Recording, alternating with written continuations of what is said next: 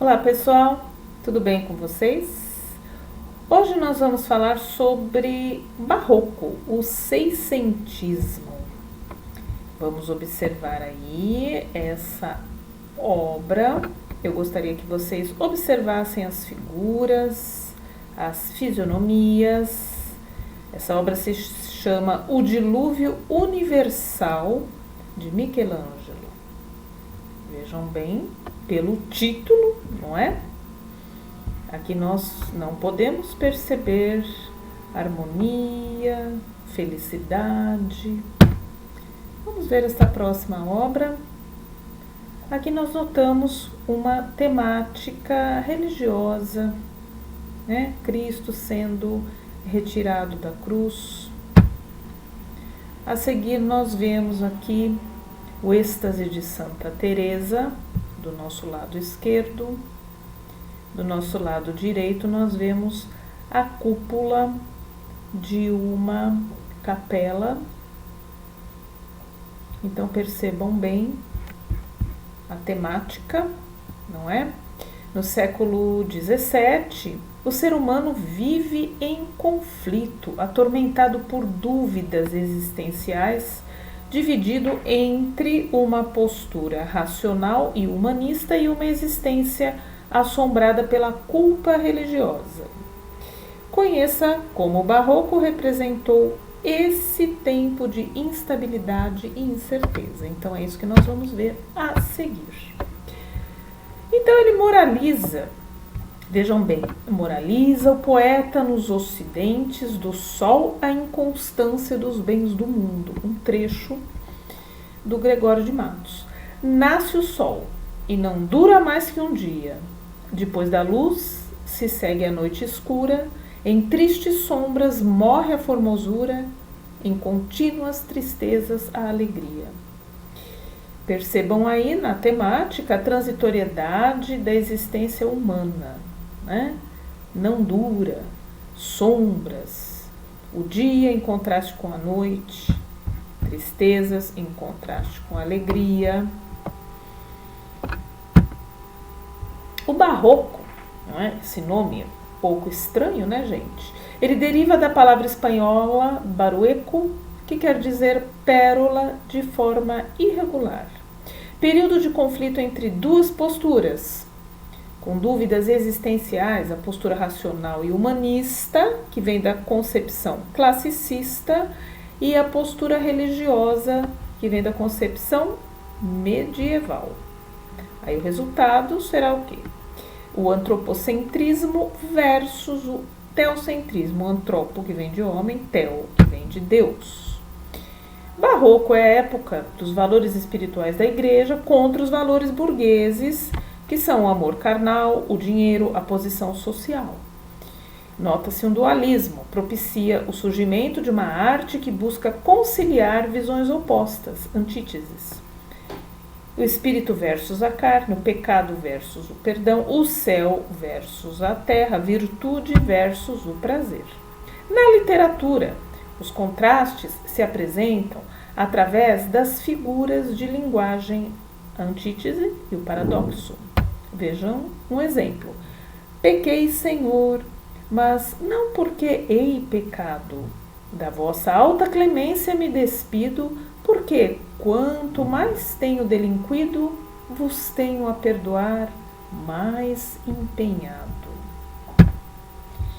Na pintura, o que nós notamos aí é um contraste também, só que entre luz e sombra, entre o claro e o escuro. Vejam bem aí nesta obra de Michelangelo. No contexto histórico, foi a época da Reforma Protestante. No século XVI, em 1517, Martinho Lutero, teólogo alemão, ele denuncia a prática das indulgências da Igreja Católica, com 95 teses pregadas na porta da igreja do castelo de Wittenberg. Vejam só, existe um filme muito bom chamado Lutero, que vocês poderiam assistir, que conta toda essa história. Seiscentismo, não é? A época do João Calvino, também o luterano, que ele defendia prosperidade por meio do trabalho, mais adeptos ao protestantismo. Então, esta época do seiscentismo é quando a Igreja Católica, ela, como resposta, não é, à reforma, ela dá a resposta que é intitulada de contra-reforma, né? Então, é a época do Concílio de Trento, da Companhia de Jesus, da Inquisição e do Índex, que nós vamos ver logo a seguir.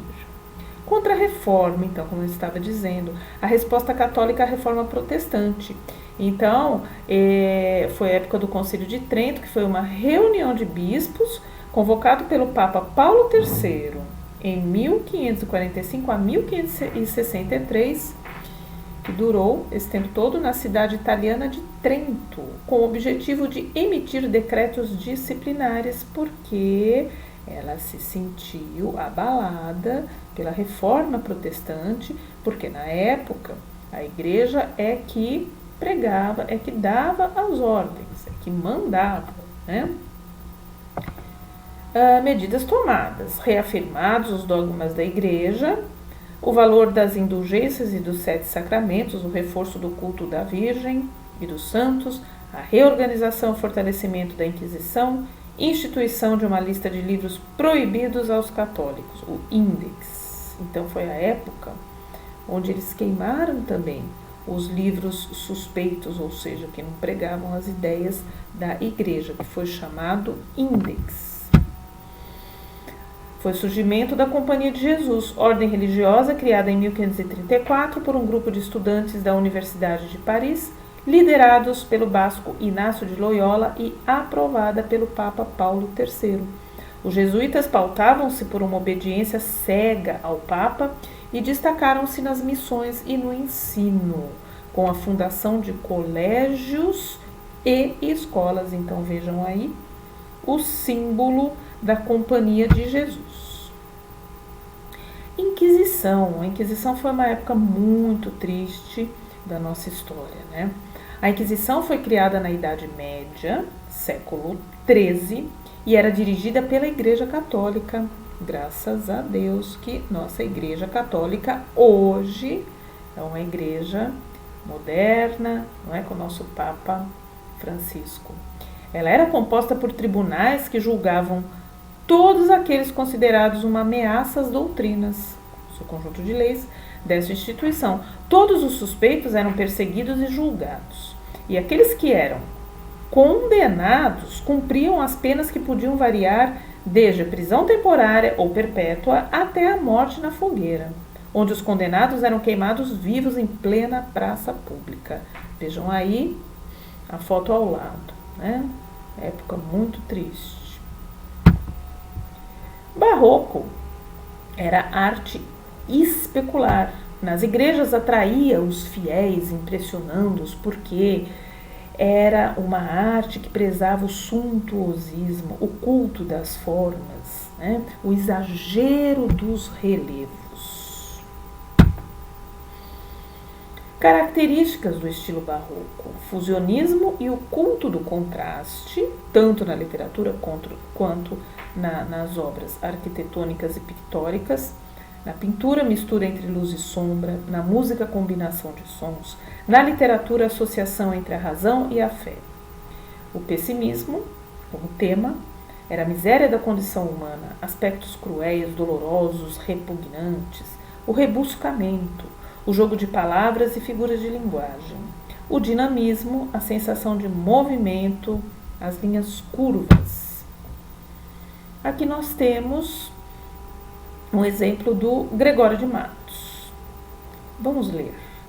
É vaidade, Fábio, nesta vida, rosa que da manhã lisonjeada, púrpuras mil, com ambição dourada, airosa rompe, arrasta presumida. Então, à primeira vista, não é uma temática fácil, né? Nós precisamos ler e reler várias vezes. Então, o estilo barroco, ele contém sonetos com versos decassílabos rimados. Temática, Ela gira em torno da transitoriedade da existência terrena. Na linguagem nós temos aí várias figuras de linguagem e também o rebuscamento vocabular. Por isso que é tão diferente da nossa linguagem de hoje em dia. Bom, o barroco em Portugal, não é? Contexto histórico, ele teve início em 1580, época do domínio espanhol, com a morte de Dom Sebastião. Época da unificação da Península Ibérica com Felipe II.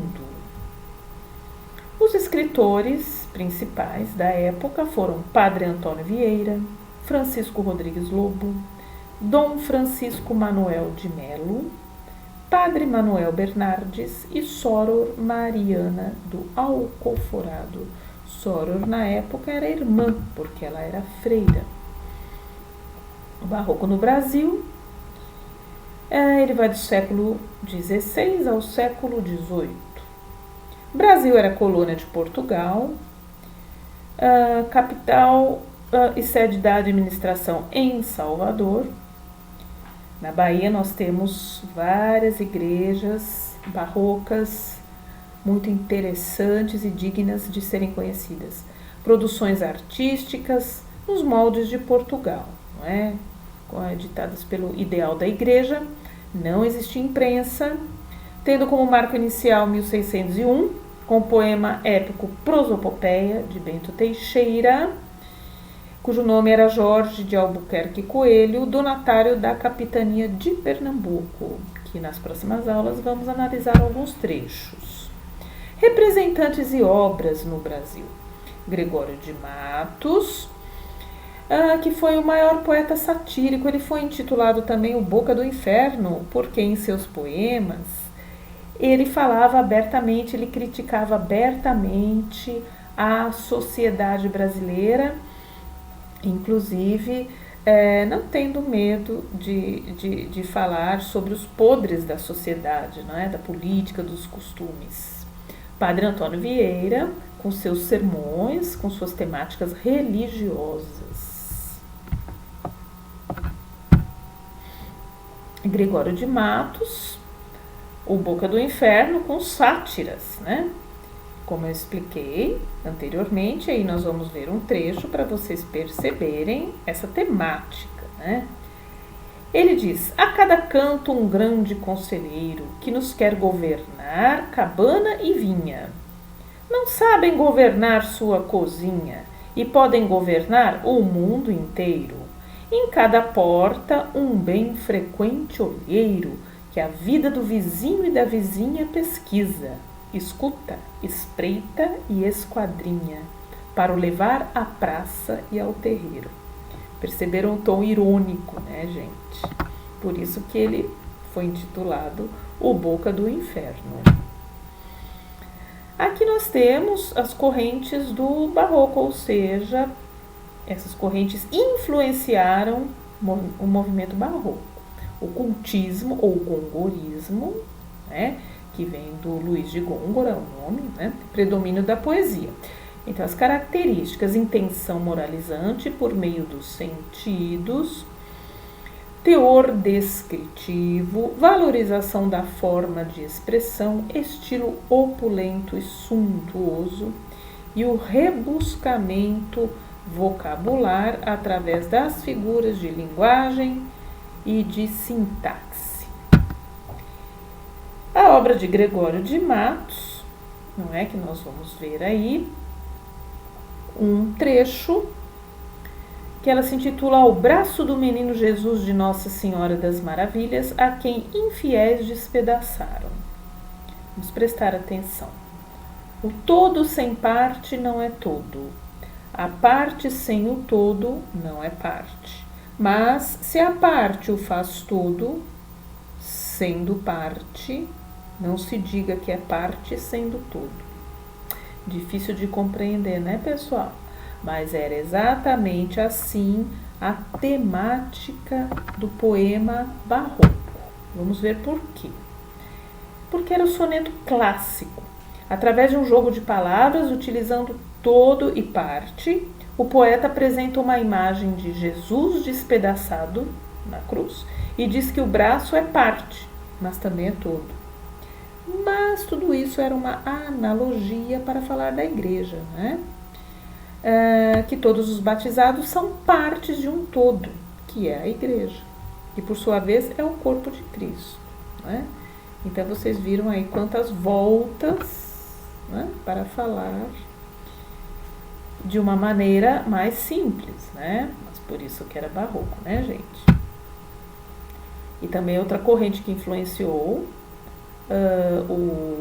o barroco foi o conceptismo ou o quevedismo, mas aqui com relação à prosa.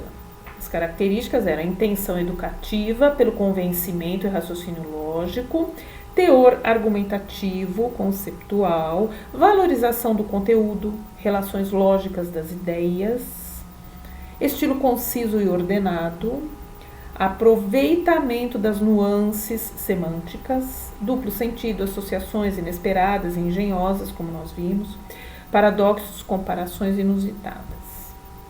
Isto na prosa, tá, pessoal? Conceptismo, figuras de linguagem nas obras literárias, né?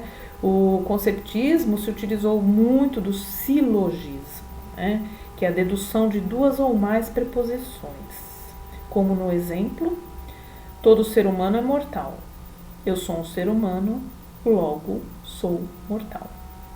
Ok, pessoal? Então, próximo passo, nós vamos analisar alguns textos barrocos, ok? Então, até a próxima.